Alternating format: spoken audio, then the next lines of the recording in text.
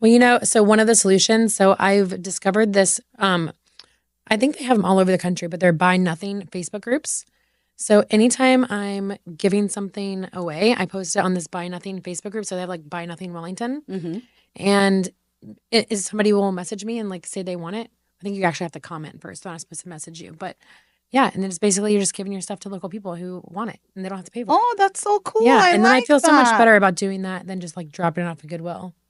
Oh, I like that. Mhm. Okay, Steph, you don't have to send me that. I will. I'll send it Yeah. to you. Because I like that. And like I have a whole box of stuff in my room. Like my mom, she sends stuff to the country that I was born in, Guyana. Yeah. So she sends barrel and boxes, and she'll take whatever I have with like I purge all the time because I believe that you have to get rid of Yes, things. I love that. So and the kids, you got to purge with the kids because they're Yes. oh my I don't God. think they're at the age yet. Right now, the purge is happening secretly when they're at school. Yeah. Arlo is my 6-year-old. He's in first grade. He's been looking for slime for 3 days that I threw away like a week ago. So sorry, Arlo. But that's the It's thing. The boys my boys are adults and they don't like it. They don't like to get rid of any of their clothes. My older son Really? is the worst. Really? No, I do like the New Year trick. So the New Year, you turn all your hangers around backwards. And then a year from then, at the next New Year, if you didn't wear something, then you get rid of it. I like that. And maybe if it's something you really love, but you didn't wear it, you keep it. But then you know, like, okay. You're consciously I didn't wear this doing for something. a year. Yeah. You're consciously doing it. Yeah. Yeah. No, I like that too. So that's another way to we're making our footprint better. Yes. Right? Yes, I like it. So let's kind of talk about a little bit more about your money journey. Mm-hmm. Right? And you can share as much as you want or as little as you want. It's up to you because we just talked about sharing. Yeah. I did that on purpose. Mm-hmm.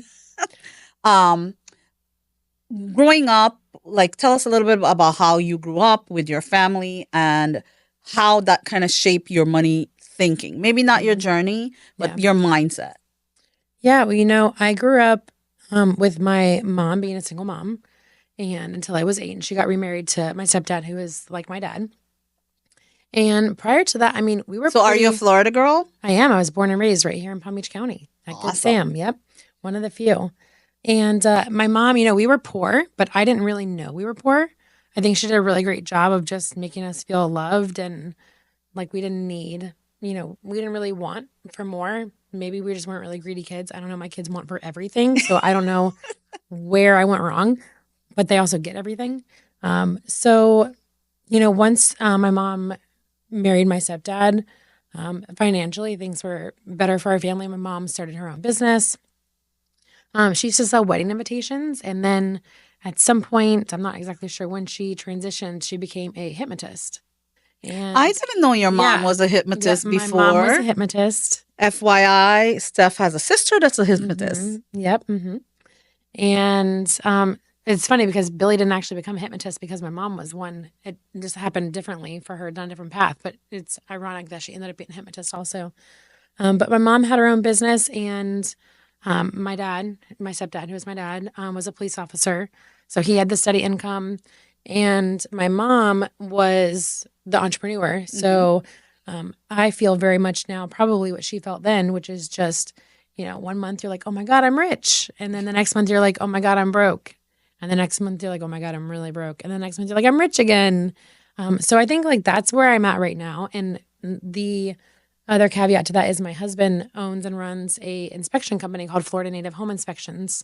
So we get double the financial roller coaster of constantly, feeling like we're rich and then we're broke. So I think we're currently in the stage of just trying to make our business consistent, even though sometimes it is a seasonal, like real estate does tend to be seasonal. Right. November, December, people don't really have an interest in working on buying a home during that month or selling a home, unless it's like an emergency, which is usually not. So yeah, I think we're really just trying to figure out how to get our business, really mine, his is more consistent than mine, so that our income is steady, or at least, if the business isn't going to be steady, then to make our finances steady, so that it doesn't feel so chaotic.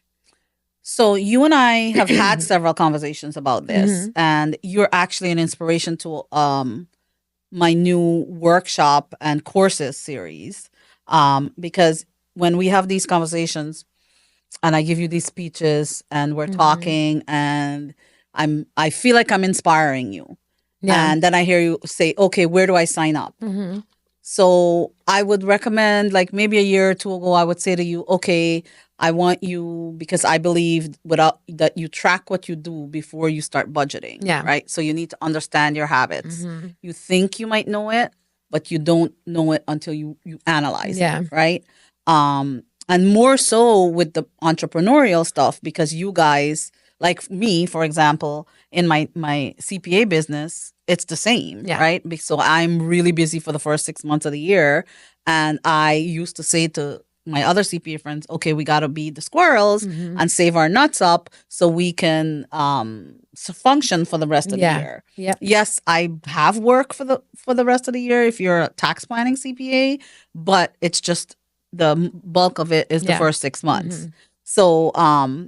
So I understand Yeah. that feeling and being able to juggle that. But we've talked about, I think, where you inspired things with me. So that's why I love talking to everybody, Mhm. because everybody brings something to the table with me, and I'm learning from whoever it Yeah. is. It could be my cleaning lady that came 2 days ago and taught me about what her life was in Honduras, Mhm. and explaining to me the difference between being a teacher in Honduras and being a cleaning lady in America. Oh, And interesting. you make more money Mhm. cleaning houses in America than teachers Yeah. make. So that was kind of like Mhm. an eye opener. Yeah. She's like, you might think, okay, the status of a teacher is bigger, right? But that not gonna help her, Yeah. because she makes more money cleaning Mhm. our houses Yeah. than before. So that's kind of like a different perspective. Mhm. So I literally talk to everybody, because even the wall sometimes. Yeah. Because you never know what you can Yeah. learn, right? Learning that Absolutely. perspective was very interesting. So Mhm. you and I talk, and I give you the speech, and I'll one day when Steph comes back, I'll tell you guys the Taylor Swift story. But right now, I'm not gonna Oh tell you gosh. guys. I talked her down from her Uh, Taylor Swift fanatic of buying yeah. the tickets. Yeah. Actually, I know someone who paid $20,000 for 3 tickets, Wow. but it included a limo and whatever, whatever. But power to Mhm. them. Like I whatever. know so a lot of people actually flew to other countries and bought tickets because for the price to pay for a whole trip overseas was was cheaper than getting the than getting a ticket ticket here. here. Yeah. And actually, a coworker of mine in my brokerage bought tickets for her and I think her two daughters. I want to say in Paris, and their flight got canceled and they missed the whole thing. Oh no. Yeah, I was like, oh, Oh, I that feel bad sucks. for Yeah, them. I ended Yeah. up seeing her here in Miami, but yeah, Yeah, but that's stinks. messed up. Yeah. Yeah, Oh my gosh. all that money.